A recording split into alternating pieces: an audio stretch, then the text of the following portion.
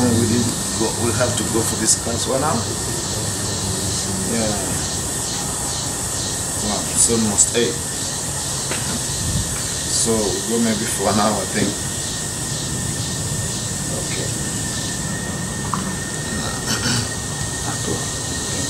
So today we are going to talk about equanimity, otherwise Upekkha, seeing with a balanced mind. Seeing with a balanced mind. Basically seeing with wisdom, of course. Roughly that's what the meaning is. So there is a phrase in Mangala Sutta which goes like this: Puttasalokadamehi Chittaya Sanakamputi Asoka Virajakema Eta Mangala Uttama. That means a mind unaffected by worldly winds is Asoka, means sorrowless, because Soka means sorrow, so Asoka means sorrowless. Viraga means not glowing, but here it's translated as stainless. Kema means secure. So the Buddha said that this is the greatest blessing. So these 8 worldly winds are very common. Most of you have experienced these winds, and I like the metaphor of the wind actually, because when the wind comes it blows you here and there, so if you are not stable actually it can blow you off. So you need to be as stable as a mountain. Usually winds don't blow mountains. If you are not stable, especially in these roads, when the strong wind, they turn into sails actually. It can be easily blown by wind.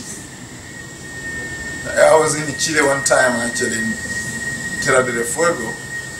There the mountain goes in a sea actually, so it's open land. And the wind was blowing. I for the first time to see wind blowing cars actually. It was blowing cars, so it come moving from one place to another. So the niño, the crianza, they're going between mother's legs because they're nearly blown away also. They kind of stand in the middle of their mother's legs. And then me, I had to hold on the pole of the restaurant. Actually, it's strong wind. So the wind has tendency to blow us here and there. So the same thing, these worldly winds are like happiness and suffering. They keep us blowing all the time. And the pain and happiness, this is gain and loss. So many times we are losing, many times we are gaining, but all the same it's the wind. It changes. Sometimes we lose, sometimes we gain. Then there's blame and praise. Many times people blame us, and another time people praise us. Honor and dishonor. So this is the nature of the world. This is the way how things are. Because most of them, the things you have experienced, like suffering and happiness, you know how at one time you're happy and at one time you're suffering. Even the most common wind, I think, in our life is blame and praise. One day somebody say, oh, I like you, and then the same person start blaming you, you know. What comes down in the scriptures is Atula, not him here, but it's recorded in one of the scriptures. Atula went to a monastery and found Venerable Rewata was a good meditator and he was quiet. As you see in a monastery, sometimes we have a period where we keep quiet. So then he tried to talk to Venerable Rewata, and Venerable Rewata didn't say a single word. So Atula was puzzled what to do. As you know, some people also come in the mornings to hear, they expect to know something, and then there's nobody talking to them. So then he went again to see another monk, which is called Venerable Sariputta. Venerable Sariputta was an adept in analytical thinking and analyzing critically. He said many things. Many things, people, very fast and a lot in details. Then the person was puzzled. Then, another time he went to another monk called Venerable Venerable he was an attendant of the Buddha. And then Venerable said, in the middle, not too much, not too little. And then the man was disappointed. Then he went to the Buddha. The venerables went to the Buddha. They went to the Buddha and then reported the incidents. The Buddha's answer was, in this world, nobody is beyond blame. Even the Buddha was blamed in many occasions. If you look at the episodes, the Buddha was blamed, So, this is the way of life. This is where winds are blowing. So now, when winds blow, do you fight with them? So, also we cannot fight with these things. What we have to do is to make our mind stronger so that it's not blown. So we become mindful of it. We become mindful of the wind. We need to put windbreakers. And these windbreakers is called mindfulness. That's why the Buddha say, a mind which is unaffected by these winds is secure, stainless, and sorrowless. Actually, to have a mind like that, you must be enlightened actually. Because viraga is a very high state of mind where actually you don't have any stain of greed, hatred, and delusion. But before that, every time there is loss and profit, just be stable, don't shake. Just be mindful. Practice mindfulness and let it go. If somebody blame, you say okay. If somebody praise, it's okay. Alright? So don't be sad when somebody blame you. Right? Because sometimes people blame based on their views. Right? There's no standard actually. People that are using to blame you. It's their view. And all of us have different views. Depends. So the same with different ways. So we need to have equanimity, in other words. We have to have equanimity in order to face these winds. So that's why the Buddha advised his son, Venerable Rahura, please meditate like earth. Meditate like earth. Because earth, if you can throw everything there, it still becomes stable. It will remain the same. Right? It doesn't complain. Meditate like fire, meditate like wind, meditate like water. These are the advice the Buddha gave Venerable Rahura. Your meditation should be like this for elements. So today I'm going to talk about 10 kinds of equanimity, drawing actually from Visuddhimagga. And also I want to actually use the Buddha's teaching, the Noble Eightfold Path, to see how these equanimity are related. Because this is post-canonical. I want to really see how this equanimity actually fits into the Noble Eightfold Path. We'll start with, I think, the most common equanimity we know, which is called, in the commentary is called Brahma Vihara equanimity. Brahma Vihara equanimity is given in one of the 4 Brahma Viharas. The first one is Metta, which is loving kindness, the compassion, which is Karuna, then Mudita, which is appreciative joy, then equanimity, which is Upekkha. I just read from the book itself. Equanimity is characterized by promoting the aspect of neutrality towards beings. Its function is to see equality in beings. It's manifested as seeing as quieting of resentment and approval. Its proximity cause is seeing ownership of deeds, karma, in brackets. So here's the reflection if you want to arouse equanimity according to the Brahma Viharas, which of course will fit in right thought. That would be part of right thought, definitely. So it says beings are owners of their karma. This is how you should reflect actually.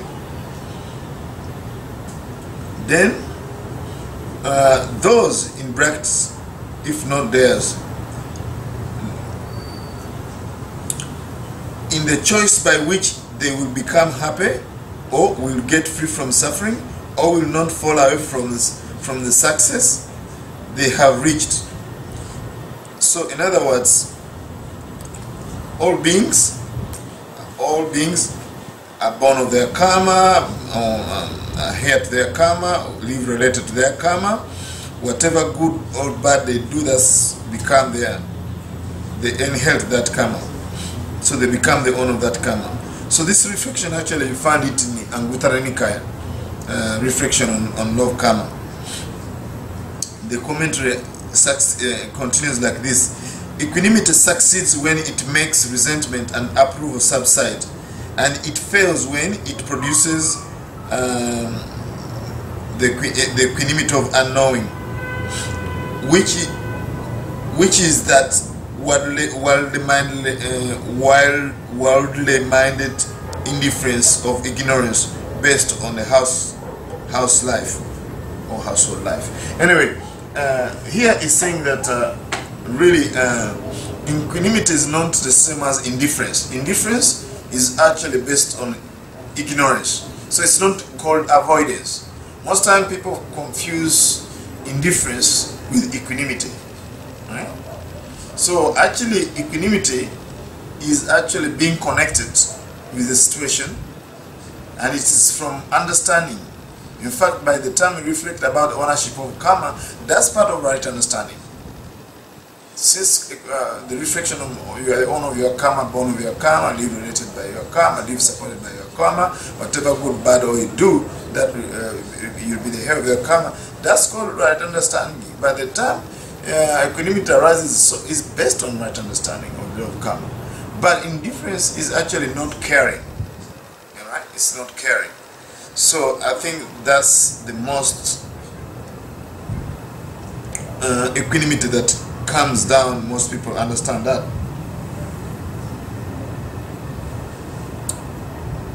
So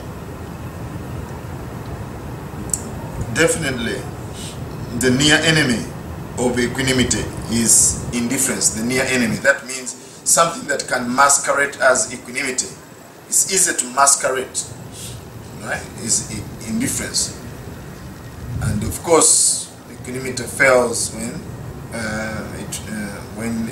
it arouses this kind of resentment and attachment. So in other words, we should neither be attached or nor resent. It's very, very important. We should have equanimity. Now, there's other kind of equanimity that I would like to cover actually today, which are very, very important. One of them is called Vipassana equanimity, Upekkha, which means equanimity of Vipassana meditation. Whenever we practice Vipassana meditation, when we supervise and follow our experiences, that's the body and mind processes, and we get to know impermanence and suffering and non-self. Whenever we get to know impermanence, Vipassana equanimity increases. So in other words, if you have insight knowledges, there are three insight knowledges in anicca, dukkha, anatta. The more you gain this insight, the more you gain what we call vipassana equanimity. This is actually given in Visuddhimagga, the path to purification. Then there is another kind of equanimity called Sankhara Upekkha. Sankhara Upekkha, this is Sankhara, these are conditioned things. Whenever you see conditioned things all rising and passing away, and you turn away from the conditioned things or phenomena, then you get Sankhara Upekkha. So the conditioned things are the five aggregates. Yeah? All of them are conditioned, but seeing them rising and passing away, then you turn away from them. You become, in other words, disenchanted, these kind of things. So that's called Sankhara Upekkha, given in Visuddhimagga. We don't find it in the canon, but we find it in post-canonical literature. When I was studying in Burma, Buddhist psychology, our teacher distinguished between Vipassana Upekkha and Sankhara Upekkha. So he said that Vipassana Upekkha is like looking at a snake and look at, oh, this is a poisonous snake, right? So you see the fangs and say, oh, this is a poisonous snake. And Sankhara Upekkha is actually dropping it because it's dangerous. You don't want to be associated with the dangerous situation. So now actually when we see things in life that are impermanent, suffering and unsafe, we naturally let go. Actually the reason why we get attached to things actually is because we actually do the opposite. We see them as permanent, we see them as happiness, and we see them as a self. You are hooked. Really, honestly, once you start to see things as changing, right, we start losing the grip. Right? It's like when you start holding a fish like this, and then it starts going out of your hands, you get frustrated. You keep on getting frustrated because you're holding a fish and it's skipping all the time. So actually, this insight knowledge should help us to let it go slowly by slowly. Not all the time. I mean just only one time like this, but the more we increase Vipassana knowledges, we get Vipassana equanimity, and then we are going to turn our mind to the conditioned reality, and then we try to let it go. So that's a distinction between Vipassana Upekkha and Sankhara Upekkha. Vipassana Upekkha is actually try to notice, oh, this impermanence, this suffering, this non-self. So it's like checking a snake like this. Oh yeah, that's this is a poisonous snake. This is not poisonous snake. If it's not poisonous, maybe you can continue holding on. But if you find out it's poisonous, you don't hold on to poisonous snakes. You let it go. So Sankhara Upekkha is actually really seeing all the conditioned things passing and rising away with that kind of equanimity of Sankharas. Equanimity Sankhara Upekkha. So the slight distinction is this is more of dropping actually. The other one is more of observation. You get a distinction? Okay, we continue. There is another kind of, this is more of Upekkha based on wisdom, Panya. These two kinds of equanimity, they are based on wisdom. Right? So then we can track them to part of the Noble Eightfold Path, right understanding. So if we want to fit them neatly, we can fit them under right understanding. Right? The other Upekkha I told about, Brahma Viharas, we can neatly fit it into right understanding.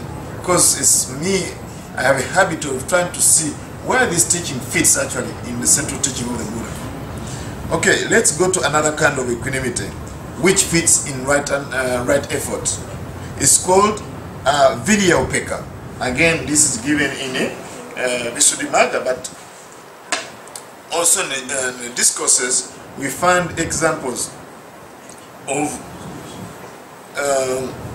equanimity related to effort, energy. Right?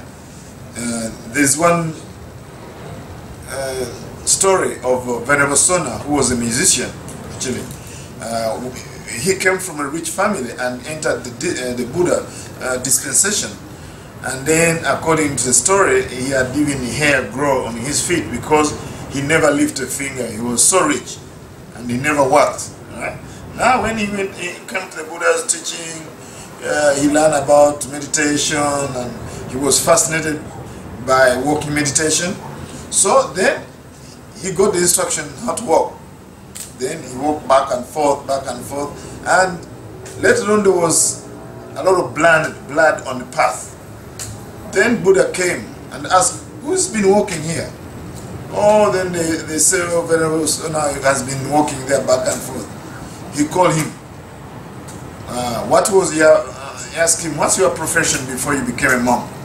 He said, you know, I was playing a lute, Indian lute. And they said, this is a musical instrument. Then the Buddha asked, what happened when you actually tightened the lute? What kind of music did you get once it was too tight? Oh, they know the Buddha, so Venerable Sona say, oh, the music was not good. And then what about when it was too tight, right? First, what happened when it was too loose? The music was not good according to Venerable Sona. And then when it was too tight, again the music was not good. And then he said, okay, what about when it was neither tight nor loose?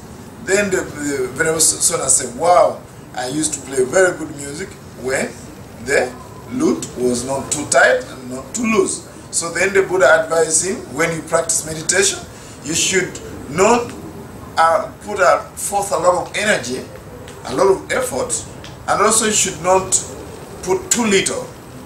Yeah, then if you put balanced effort, that meditation is going to progress. And actually those who have studied about the 5 spiritual faculties like faith, energy, concentration, mindfulness, and wisdom, those 5 faculties, faith, energy, mindfulness, concentration, and wisdom, those who know that if you really have a lot of energy, too much energy, over efforting, in excess of concentration, you're going to have restlessness. And if you have less energy and you have a lot of concentration, you are going to get sleepiness. So actually effort should be balanced. It should be not too much and not too little. So this Virya Upekkha is very, very important. That's one aspect of Upekkha. So we have finished 2 aspects of Upekkha. There's also this one aspect of Upekkha, or related to Virya. There's another kind of Upekkha. This is just Upekkha related to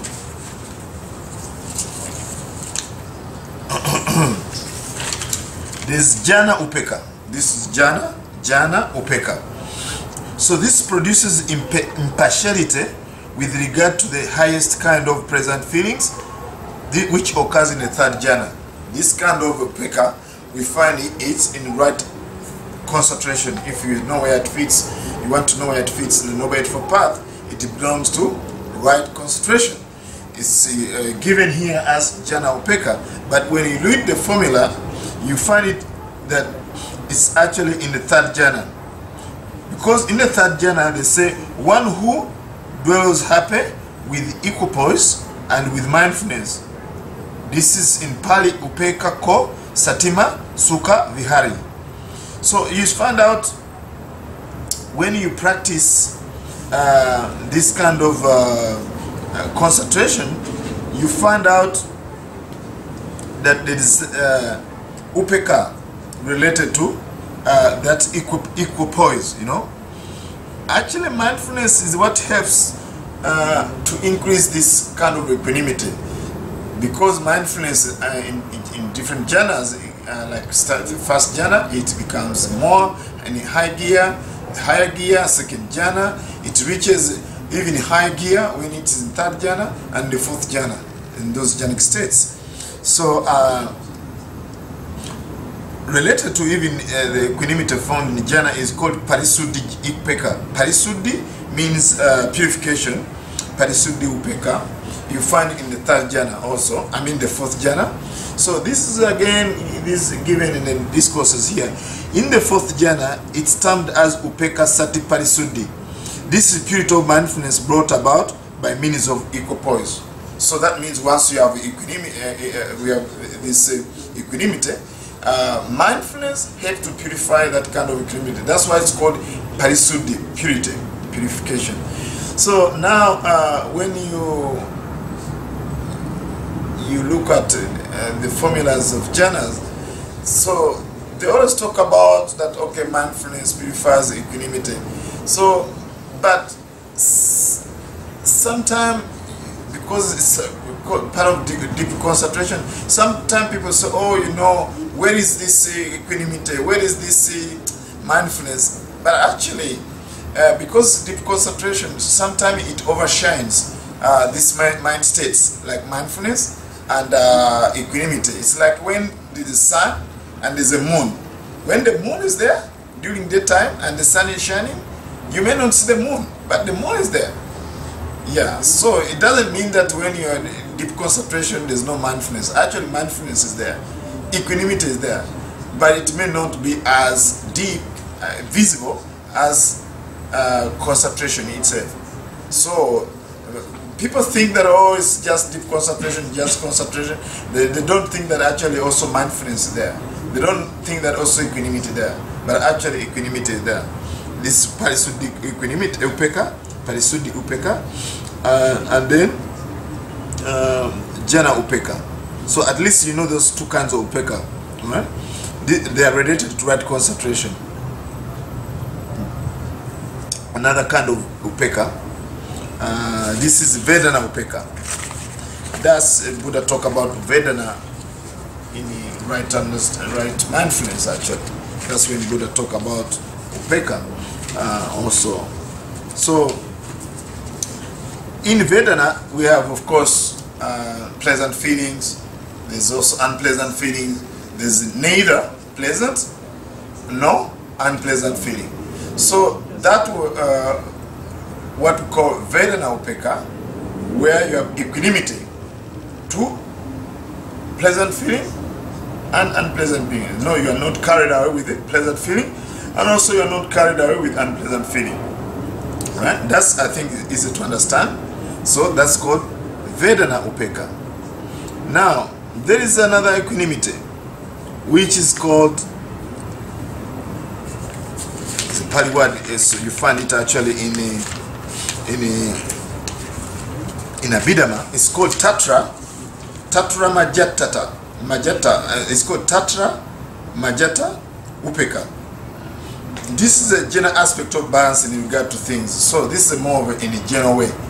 Tatra Majjata, middleness. Majma means middle. So Majjata, then middleness. So seeing things with the middle-minded, basically, we can say. So this is upekkha related to the general aspect of balance with regard to anything. Right? So that also should be very clear. I'll give probably more example after finishing this. Six-limbed upekkha. There's also what we call six-limbed upekkha. Six-limbed upekkha. Why is it called six-limbed? Because it's based on six senses. Each sense carries one of the upekkha. That's why it's called six-limbed upekkha. So this belongs to one of the destroyed asavas, inflows or outflows. That's asava. The Pali word asava, it can be translated as inflows or outflows. It's the upekkha that has the property of not losing the purified condition in the face of the wished and unwished four objects at the six senses. So at the six senses, sometimes there's object that arises. So sometimes we wish for them, sometimes we don't wish for them. So now here, according to the commentary, according to Buddharakkhita, he said that it's the upekkha that has the property of not losing the purified condition in the face of wished and unwished for objects at the six senses. So whether this object comes or whether this doesn't come, you don't mind, basically. But to be able to gain this kind of equanimity, you must be way up there in enlightenment stage, whereby when you eat something, you don't get carried away. I mean, if let's say you like to eat, you want to drink agua de coco, so you don't mind basically whether you take agua de coco or maracuya, doesn't matter. And if you go and to Africa, they give you something you have never drunk before, you know, still you are not worried about, you are not bothered. And in each sense you are not bothered, whether it's hearing, whether it's tasting, whether it's touching, you are not being worried about it. You know? You are not worried about losing the purified condition in the face of wished and unwished for objects and the six senses. Let's see, six senses. Another Upekkha. Let me see if there's another one. Upekkha.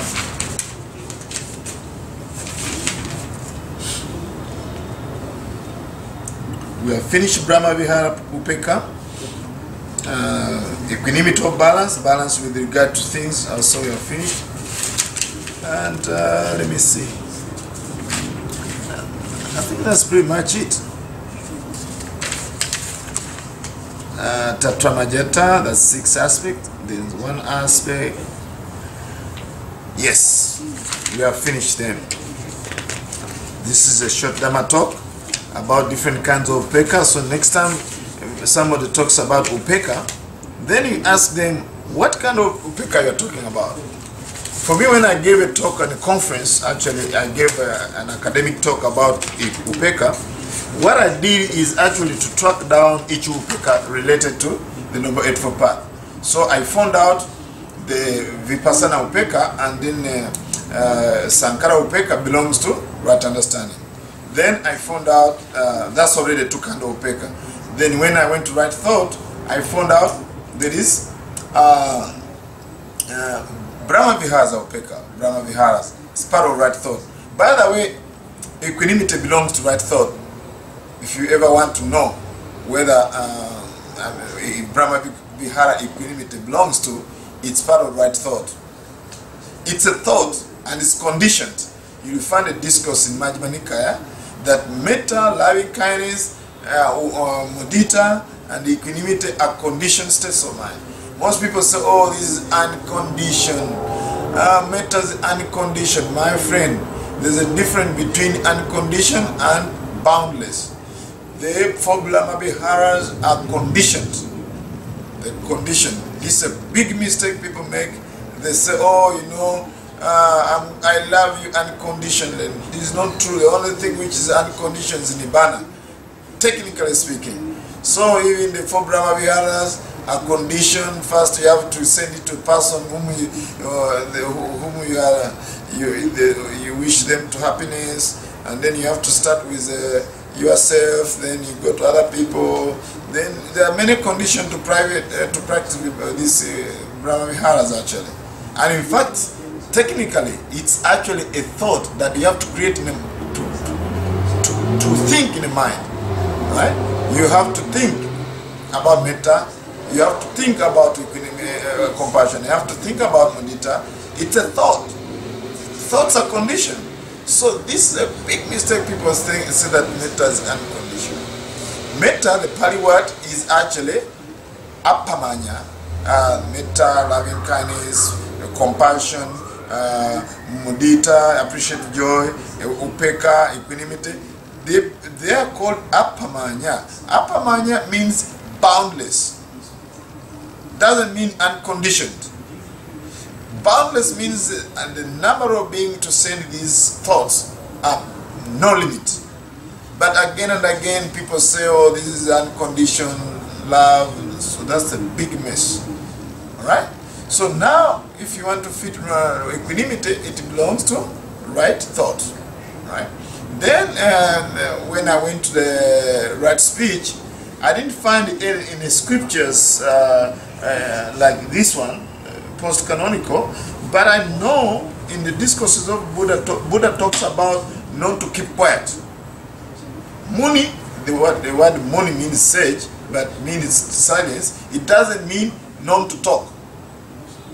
It means to silence the defilements.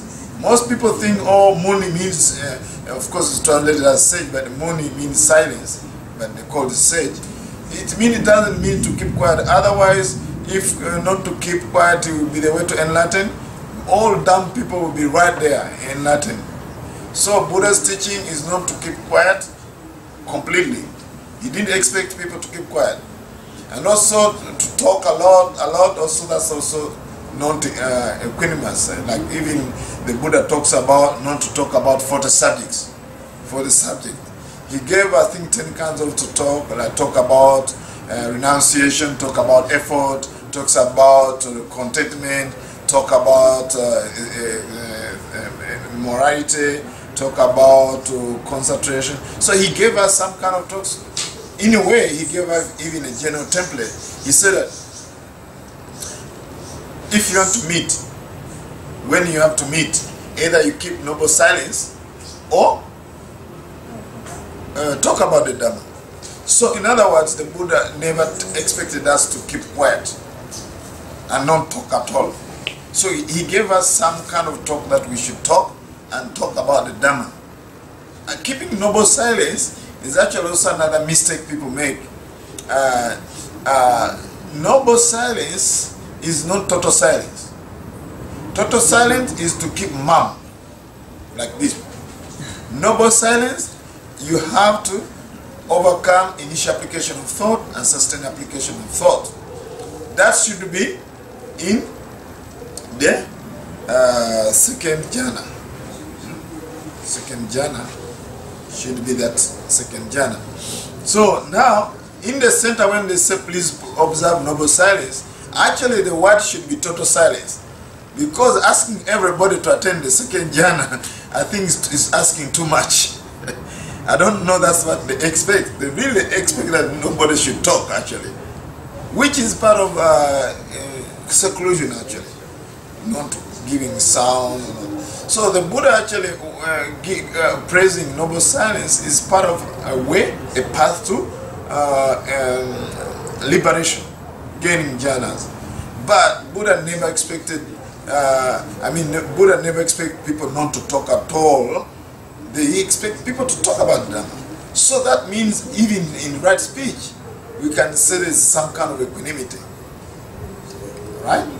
Don't specifically mention, but we expect that, okay, if Buddha expect not talk too much, like talking about rivers, like a photo subject, the Buddha told us not to keep on talking about them. And also, he never expected us to be quiet. He said, maintain noble silence. That means practice the jhanas. Place to hang out, very good place to hang out. So then we go to right action. Again, the Buddha never expected us just not to act at all, right? Not specifically mentioned again in the script, in the post-canonical, but I found out before the Buddha there were some skeptics. They used to have they said that there's no need to do any action. So their teaching, we are proposing no action at all. Take no action. Don't do anything. Don't meditate. Don't do anything. Things are going to happen as in the natural course. That means you are going to reach liberation without effort. There's no need effort, no need action, not do anything. And then there was another extreme, because that's another one extreme of no action. Right? Don't keep the precept, don't kill, do whatever you want actually. There is another extreme of action where they take what you call austerities. They practice standing on one leg for the whole year. That's too much action, and their teaching was if you do action like that, you are going to burn off the karma. And then by burning off the karmas, you are going to release the soul. According to their theory, is that when you are living in this lifetime, you have a soul, and that soul is like a magnet. It attracts the karma, and the karma is like a particle, physical particles. It's like having a magnet, and there's copper fields like this, and they all accumulate like this. So the practice was actually to do all these austerities, austere practice, so that actually these austere practices burn off the karmas, particles, and then once they burn off the particles, the soul is going to be purified and is going to be released. So the practice they involved was so austere, like walking like dog, doing this, and so this is too much efforting, and they are called tapas. Tapa, they are austere practices meant to burn, actually burn. The idea was burning. So now the Buddha found a middle way, which is Majjhima Patipada. So right action allows to do something, not to kill, but to preserve life, right? Not to steal, but be contented, and also be generous, and not commit sexual misconduct, but try to tranquilize the senses. So I think Buddha's teaching is action-oriented. We can say that also it avoids the extreme of no action and the extreme of overaction. So we can find also some basic equanimity in right action. Then when we go to right livelihood, it's not mentioned actually in the book here, but also right livelihood, in Majjhima Nikaya, in Anguttara Nikaya, the Buddha said that your expenses should not exceed your income. In other words, you should have a balanced livelihood. So since already we have said, we have seen it in this Visuddhimagga, that equanimity is about balancing things. So we can also say that actually equanimity is also in part of the right livelihood.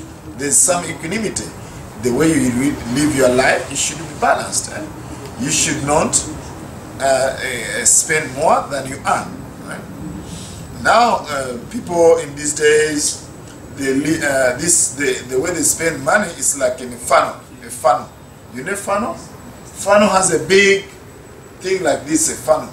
It's like this. Right? The way people have their livelihood, their income is very little and expenditure is too big, like fun.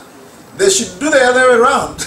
They should have income big like this, and expenditure small, but they do the reverse. And then the net effect, they have borrowed money, a lot of debts and indebted, so then they are unbalanced, they're living unbalanced livelihood because they spend more than what they earn. So the best way is to have big income and small expenditure. Not having small expenditure and small income and big expenditure, and then the next day you are in debt. So now this is not mentioned specifically, but for me I just feel that already even in the right livelihood there's a sense of balance. Right effort we have seen, but Virya Upekkha is already mentioned, and then right mindfulness, there's a lot of actually equanimity. Equanimity, there is what we call Bojjhanga Upekkha. Bojjhanga Upekkha that we need to mention actually here. Bojjhanga Upekkha is thus having Upekkha in the 7 factors of enlightenment, and there's factors of enlightenment that helps us to have more energy. Others, they help us to have more concentration, right? Like tranquility, concentration. They are more on the side of concentration. And then there is what we call joy and energy. They are more on excitement. So when you are overexcited, then it's better maybe you practice tranquility and concentration. Yeah? And if you're if you have let's say on the other side you are too low, if you are too excited, then you practice tranquility and concentration. But if you are so down, you are like a flat tire syndrome, everything is low, your mind is sinking like that, then you better practice joy and the energy. So that means you can actually use the mindfulness in these factors of enlightenment to see what's going on there. So Bojjhanga equanimity, there's already equanimity there, but this Bojjhanga equanimity is seeing that these factors are balanced. They are not in exceeding. So you are not exceeding in excitement, and you are not being sinking. The mind is not sinking, right? So this is also another kind of equanimity we find. As mentioned, right mindfulness. The right mindfulness we find Vedana Upekkha also, and of course it's a lot there, but I think that's enough to locate where it can fit. So then we go to right concentration. We mention about Jhana Upekkha and also Parisuddha Upekkha. So Jhana Upekkha being in the third jhana, and then the Parisuddha Upekkha being in the fourth jhana. So friends, I think this is enough for a talk.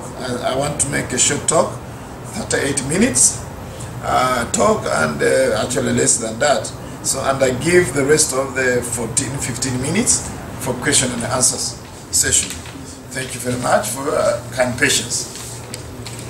May you be well, happy and peaceful.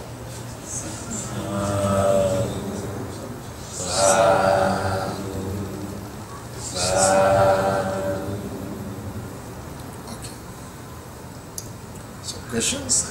If you have any question about equanimity? Do you have any question? Bhante, can you explain again when you talk about Jhana Upekkha, you said this impartiality of, I just missed the phrases that you... Jhana Upekkha, Jhana Upekkha mentioned about... You gave one phrase, you started with one phrase, very useful, but I didn't catch all the phrases. Okay, no problem. Jhana Upekkha is here. Okay, Jhana Upekkha. This produces impartiality with regard to the highest kind of pleasant feeling that occurs in the third jhana. You know, as you progress in jhanas, first jhana, you get pleasant feeling based on seclusion. That's why the Buddha said that quite secluded from sense pleasures and unwholesome states of mind, one attains first jhana, which has initial application of thought, sustained application of thought, joy, happiness, and one-pointedness of mind. That's first jhana. So as you progress into the second jhana, also you get pleasant feeling. But those pleasant feelings are based on concentration. When the mind is getting concentration, you get pleasant feeling. Actually, as you go progress in jhanas, the more also pleasant progresses. It can become higher and higher. So now when you reach the third jhana, this jhana Upekkha produces impartiality with regard to the highest kind of pleasant feeling which occurs in the third jhana. So that's why the Buddha said, this is a quote, one who dwells happy with equipoise, with mindfulness. You find this very phrase when you go in the Digha Nikaya or Majjhima Nikaya, you find this in quotes. One who dwells happily with equipoise and with mindfulness. Buddha himself is mentioning equanimity right there in the third jhana. Happily are those who dwells in this state of mind, because it has equanimity. So you'll find it right there. It's called Upekkha, Satima, Sukha, Vihari. Right? And then when you go to the fourth jhana, all these are written, don't worry about it. Just go and read the fourth jhana and the third jhana and the fourth jhana. The Buddha there start to introduce the mindfulness and equanimity. And in the fourth jhana talks about Parisuddhi Upekkha, which says that it is purity of mindfulness brought about by means of equipoise. Another word for equanimity is equipoise, right? Being in a middle, not being like this. So that's where it's mentioned. That's another kind of Upekkha actually. Yeah. So, and actually because in the fourth jhana, there's neither pleasant feeling nor unpleasant feeling. So then you have that kind of equanimity. Because you don't have, there's neither pain, no? Yeah. So you can read this clearly. The good thing about Visuddhimagga, just put it together. But it's very interesting because for me the first time I heard about jhana, I didn't know there are so many actually. It's not until when I went in Burma in 2004, I went to Burma and studied Buddhist psychology, and the teacher gave a talk about these 10 Upekkha. I was really impressed that actually there's more. And then as I got interested more and more, I said, okay, let me try to track down them without referring to the Visuddhimagga, but I want to see where do they fit in the central teaching of the Buddha. So I tried to fit them in the Noble Eightfold Path like that, and I wrote a paper, academic paper about it. Yeah. But you can read read in Visuddhimagga. There is a specific chapter of equanimity. Oh yes, that's what I. That's why I told you to read. I gave you homework because it's here actually. Which chapter? Page, I'll open it and I'll show you, and now I will open it and I'll show you. It's here, right here. Mm-hmm. So, but okay. I forgot the page, but I'll tell you. Yeah, I'll open and then you can read yourself and read more. Yeah. Thank you. Welcome. Okay, another question.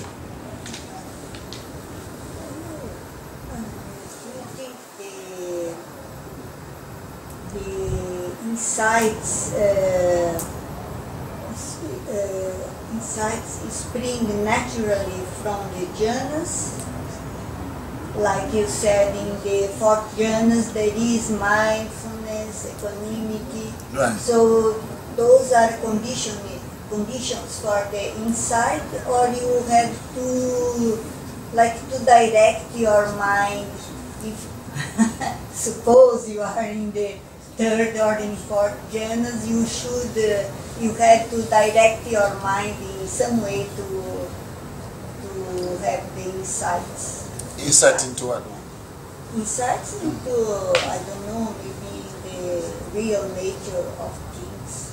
Yes, you have to direct your mind. You have to direct what is natural, because then you have already some mindfulness, some or a lot, I don't know, mindfulness and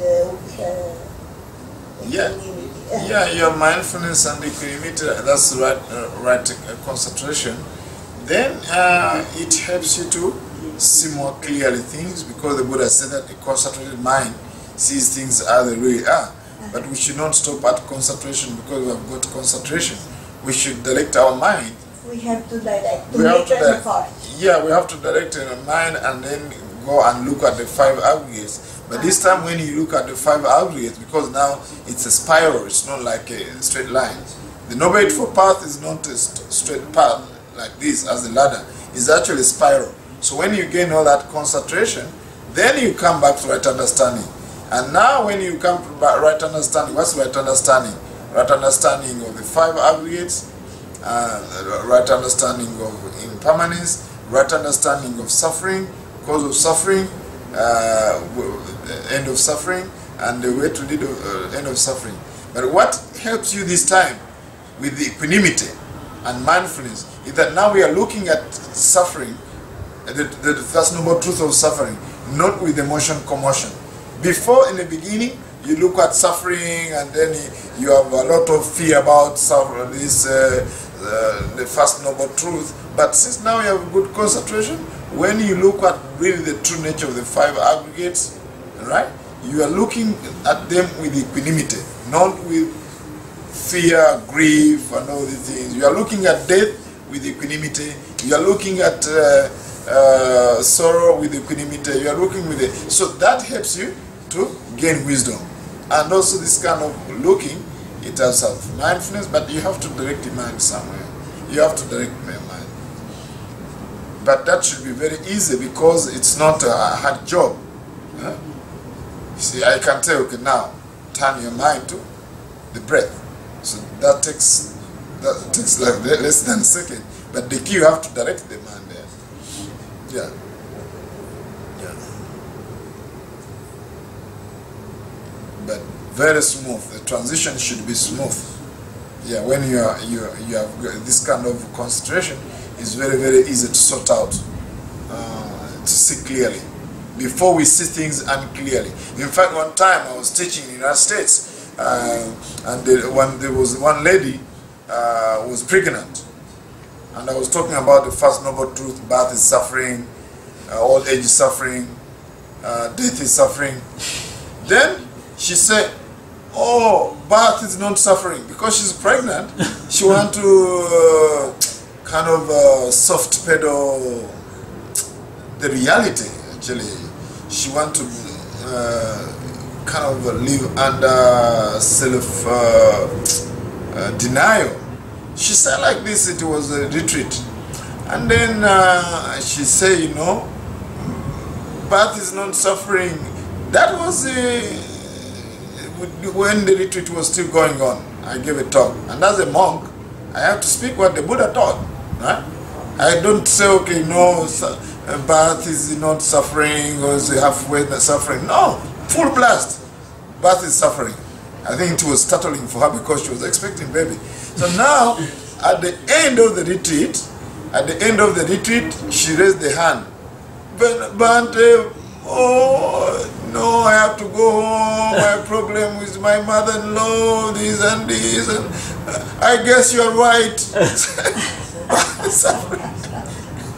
At one time she was saying no, birth is not suffering. Now the retreat is ending and it's a session about questioning transition home, and she's afraid to go home because of this home and because she's pregnant, and I think she was so worried about meeting somebody at home, either mother-in-law or whatever, something like that. She said, I guess you're right, but this suffering. So that's looking at suffering with the emotion commotion. When I was giving a Dhamma talk, so that the task of the first noble truth is to understand. But our task of understanding, when we start that task, because we don't have enough concentration on equanimity and mindfulness, we always look at the first noble truth with emotion commotion. Oh, we read it in the book. We are not really sincere actually about it. We look at death, we don't look at with clarity.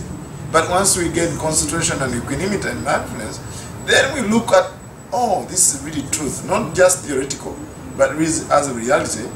And then we can actually gain insight into Vipassana Upekkha. Then Sankhara Upekkha. Sankhara Upekkha should be really the highest kind of equanimity. Should be one of the highest. Of course, also Bojjhanga also. Bojjhanga is very high kind of equanimity. Equanimity mentioned in Bojjhanga is not like the one mentioned in Brahma Vihara. This equanimity is a fact of enlightenment is very high. It's of a high degree. Right? To be considered as a fact of enlightenment, it must be in a high degree. It's not the usual equanimity, looking at things in a balanced way, like looking at pain and gain in a balanced way. No, no. There are even higher states in equanimity. Alright? I hope that answers your question.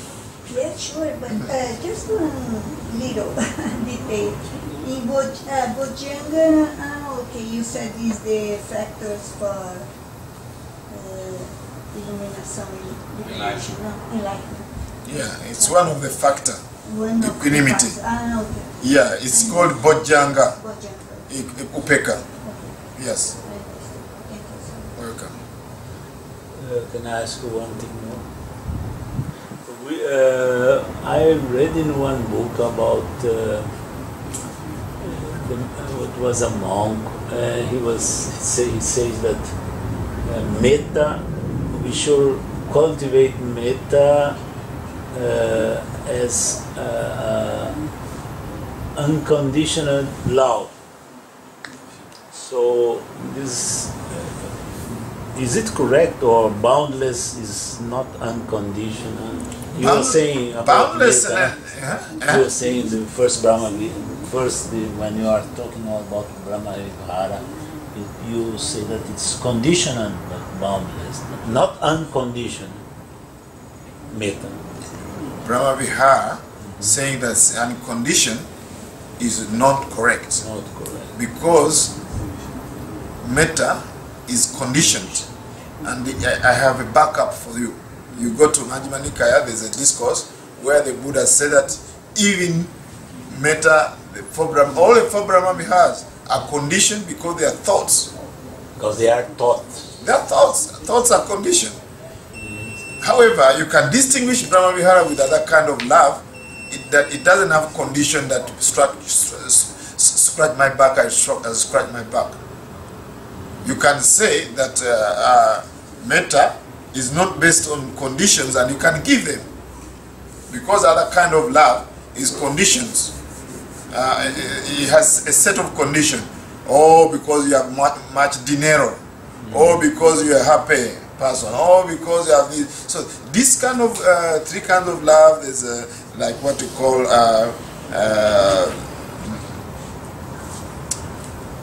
family.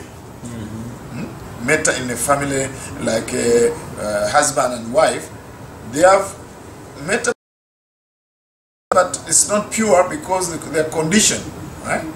Or because, okay, you get married, there's some condition you have set. You have to be like partnership. Now it's called partnership. Now there's some few conditions, always there's some condition. And then the love between mother and father, I mean the son and or daughter with the parents, there also have some conditions, but not as much as wife and husband. The way mother, they love their son or daughter, or father love their son or daughter, there's some conditions there, right? But not so much. So now, when they cultivate metta, we cultivate a state of mind that not based on a set of conditions, like other kind of love. So it should not have attachment. It should not have aversion. Other kind of love, in fact, the Pali word is even clear. Pema. Pema means love. Pema means love. Love of a wife and husband, but people still continue to use the word metta. But what is their love actually boundless? No, it's limited to their girlfriend. It's limited to their children. So people use the word metta and translate it as love. No, there's another word for love. Another love is pema, and loving kindness is metta. So now, the thing about saying that metta is unconditioned, it's not correct because the Pali word is apamanya. Apamanya means boundlessness. What's boundless is the number of beings that you send metta. They're not limited. Right? So, by stretching it far, stretching so far like that and say that, oh, this is unconditional love. No, metta is not unconditional. The scripture says it already there. And I believe it because you have to cultivate it. Nibbana is the only thing in Buddhism. You know, in Theravada tradition, we take these things seriously. Yes, because these words have their Pali equivalents, so we can track them down clearly. So, the only thing which is really unconditioned in reality, the only thing is Nibbana. That state is unconditioned. So the person who wrote what they say, can you quote what they said? You said the person wrote one time. Yes, you wrote that we should cultivate unconditional love. Metta as an unconditional love. No, and not the word was translated. The word was unconditional love. You see, again, if I'm to write like that, if I'm to write that kind of thing, I'll put in quotes. Unconditional love in quotes. Then I can say what I mean by unconditional love. I would say, okay, it's in quotes, unconditional love, okay, is not based on conditions that we use in Pema. In Pema, we set conditions. I see. We set conditions for our parents. and the children, or because I pay your school fees all the time when you're young, then when you grow up, you look after me. There's some kind of negotiation there. Some hidden, unsaid words there. Maybe it depends also which culture, but there's still some conditions. Alright? Then the other kind of wife and husband, there's also some condition. Oh, we're going to live together, make money. There's always some expectation, some condition. Of course, there's some metta also. Alright? I'm not saying it's devoid. Alright? But we should not confuse what's really the practice of apamanya, the purity of loving kindness, where it's actually boundless. That means it should not be limited to your husband or to your children or to your brothers and sisters. And then you love the same way you love your daughter, wife, whatever. In the same way you love a robber, the same way you love a neutral person. Yes, this is an example I give to, a question I give children when I teach loving kindness. I say, if like you have a robber come to take your life, and you have your father and mother, you have your friend, and also your enemy, and you have, yes, then I stop there, because this is actually given in this book. So whom do you give to, would you rather give to the robber who want to give? Do you give yourself? Do you give your friend? Do you give your enemies? What do you do? Always the children, always invariably, they will say, you know, I give my enemy. But that's not metta. Metta, you should not actually choose to give yourself. That would be stupidity.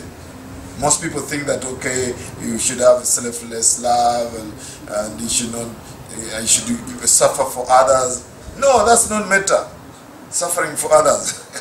Give yourself. And another one is about giving your friend. No. Giving your enemy. No. Pure metta should not give anybody. If the robber say, no, should I take your enemy? He said, no. What about father? What about yourself? Like this. It's given the Visuddhimagga this example. People fail that. They say, okay, you should give actually yourself. And I know where it comes from. Dying for others. So that's not pure metta. That's something else. What if you meet a starving tiger? Starving tiger? Yeah. Yeah. It's like they're one of the Jataka tales where one of the from the previous lives of the Buddha, he sacrificed himself for the tiger. Yeah, Jataka story, they have their moral stories and all that. So, but really, when we look at the heart of the central teaching of the Buddha, you know, the Jataka story have a lot of influence with the Indian thoughts. And, yeah, they're not really original teaching, and so much is mythology, telling big lies, telling truth by telling big lies. Actually, that's the definition of myth. So there's a lot of mythology.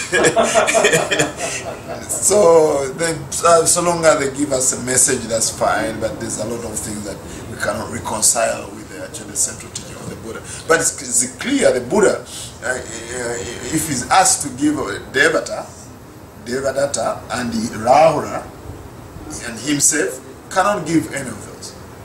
Because he saw Venerable Rahula, his son, in the same way as Devadatta, his cousin, as himself, as all beings. Continue. So now, these things are actually written. People will say metta is unconditioned love. No. I will show you the sutta tomorrow, where the Buddha clearly said, metta, compassion, appreciative joy, and equanimity are conditioned thoughts. In fact, that's when you can even turn. If you want to turn metta, all the apamanyas, boundlessness, you can turn them into wisdom by seeing that thought. In that discourse, they're saying, by seeing those thoughts as impermanent and satisfactoriness and non-self. Then you can convert them to gain wisdom. By seeing them as impermanence, the same thought you see it as impermanent, as unsatisfactory and no self, then you can switch to wisdom.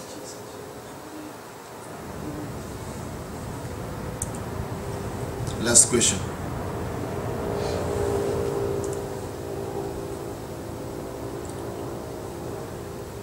You understood? Please, no. No? Any question? Okay. Okay, you have one last question? Just one last. Yes. This is my last talk also. Did you know that? This is my last talk. Excuse me, I know there is this saying, this teaching that Nibbana is unconditional, but at the same time, Buddha said that the Eight Noble Path is not the only way, but the right way to Nibbana. So it's not a kind of condition. If you practice the 8 aspects of the Eight Noble Path, that's not a condition for Nibbana, or we should not think like that. Do you understand my question? I don't know if I was clear.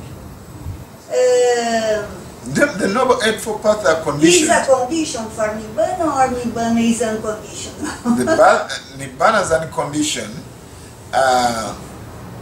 The Noble Eightfold Path is conditioned, but you should know that Nibbana is not produced by the Noble Eightfold Path. In other words, this road doesn't produce the city of Rio de Janeiro. The road to New York doesn't create New York. But you can use the road to go to New York. But you can fly if you want, actually. So you cannot use. So the Noble Eightfold Path, you practice it, and then at the moment of enlightenment, 3 things happen. 1, the mind takes Nibbana as unconditioned, and then the arising of supermundane states of minds, right? And then the eradicating of fetters, some mental defilements. So that are the 3 things that happen, right? So you cannot say that Noble Eightfold Path produces Nibbana, because Nibbana is there. We don't create it; it's already there. Right now. Now the Noble Eightfold Path helps us to slowly by slowly overcome suffering, but at the moment of attaining Nibbana, those 3 things happen, and then we attain. The word attain also is that it just points what's going on actually. There's really nothing to attain. Even these things that may you obtain Nibbana is just in a relative sense. That we're like telling you, okay, come and you see sunshine. Sunset. It's relative. In the end, ultimate reality, there is no sunset. There is no sunrise. There is no. But we have to go and see it. So the same thing, okay, may you attain Nibbana. It's not something that it can be wished for. Like, I cannot wish. My wish, in other words, will not help you to attain Nibbana in a technical sense. It can help you, or this person wishing to do this. What's going to help you attain Nibbana is your practice, but not my wish. But we accept the wishes, okay? So we have to accept what's to be used in relative sense. In relative sense, we understand it. But in the ultimate sense, it's really your practice. Right? So we have to distinguish what's relative speech and also ultimate speech. So we can say, okay, I'm practicing Noble Eightfold Path in order to attain Nibbana. We understand it. But without getting that momentum through the practice, I hope I answered your question. I'm not sure. Yeah, sure. Yeah. So without these roads, you can go to Rio. Rio is going to be there. I don't know even when the city starts. You can even build a new road. So the path, the road path, is a metaphor actually. It's a path. It's a metaphor as a path. But really, actually, it's even the Buddha actually didn't create it. Yeah, this is something that was already there. The truth, in fact, here's the Buddha said, whether he come to existence or not, everything is impermanence, unsatisfactory, and unsafe. So in other words, now we come to practice meditation. Are we practice to make things which are impermanent more impermanent? Or are we actually practicing to make things more permanent? This is something that you have to contemplate on actually. Think about it. If things are already impermanent, then why bother actually come here and permanent, come on a retreat, meet a cage and sit here? What are we trying to do actually here? Because of our obscure, because of our vipalasa, things which are impermanent, we see them as permanent. So because of that tendency, so we come here to practice, to unveil that tendency of seeing things which are impermanent as permanent, things which are suffering as happiness, things which are non-self as self. So that's what we come to do here, but we are not sitting here to make things much better impermanence, much better suffering, much better non-self. Things are already non-self. So Nibbana is already there. We practice, not there in us, in the way I say that we're all enlightened. That's what I'm saying. I'm not expounding teaching that we're all enlightened, we're just sitting here to just know. No, I'm saying that the reality is there. It's called the Dhamma actually. You cannot even call it a state. The best word describing Nibbana is a Dhamma. I don't know the best word in English, but that's how far we can go. Calling Nibbana as a state is also fall short as a mind state or something like that. So this Dhamma is actually unconditioned. Everything is conditioned actually. So that's the only thing which is unconditioned. So thank you very much for asking, and this is my last talk. Tomorrow I'm just going to give Q&A session. We have another monk coming here. He can talk and talk and talk. We go to the beach and he's here for a long time, but for me, this is my end of my talk. Thank you very much. I've learned from you a lot, and I hope we meet again. If I gave too much, please forgive me. If I gave too little, please forgive me. If I gave... So please, you know that it's your job to practice eqüanimidade. And also today I had a lot of treats by you and him. Wow, he took me many places and tried many fruits and everything. So I came a little bit late, but I hope I have managed to be in time to share with this. So there's more to share, but there's not enough time, right? So thank you very much for your being receptive and very kind to me, and thank you very much. See you next time. Okay, good. May you be very peaceful. Let me chant. Putasalo kadame hijita yasana kampati asoka viraja kema etamangara uttaman. A mind unaffected by 8 worldly winds is soulless, stateless, and secure. This is the greatest blessing Buddha mentioned in Mangala Sutta. May you be blessed by an equanimous mind, and may you attain peace, happiness, and final liberation. Thank you very much.